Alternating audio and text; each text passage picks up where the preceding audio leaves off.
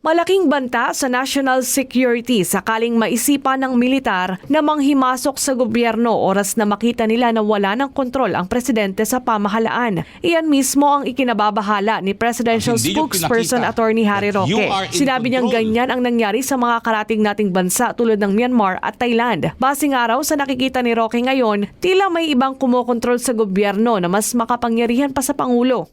Pag nakita nila na no one is in charge dahil ang speaker ay talagang lantara na sinusuway ang presidente, baka po maisip ng militar na para maiwasan ang gulo, kami na ang mamumuno. Muling hinimok ni Roque si Pangulong Bongbong Marcos na patunayang siya nga ang may kontrol sa pamahalaan dahil kung hindi, magiging hudyat umano ito sa militar para panghimasukan ang gobyerno. Pag hindi nyo pinakita that you are in control, the military po baka mag-isip, no one is control, we will take control as protector of the people. Huwag nyo pong payagan yan dahil kami po naniniwala pa rin sa demokrasya.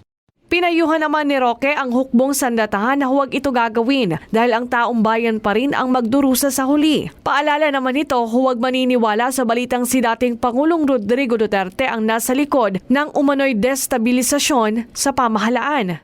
Dahil kung susuportahan po talaga ni Presidente Duterte ang DSTAB, tinatanggal din niya ang mandato hindi lang ninyo bilang isang presidente, kundi ang mandato ng kanyang anak na paboritong anak bilang Vice Presidente. Nauna nang itinanggi ni dating Pangulong Duterte ang mga ulat na siya ang nasa likod ng aligasyong destabilisasyon laban kay Pangulong Marcos. Para sa Diyos at sa Pilipinas kung mahal, Daniela Paulite, SMNI News.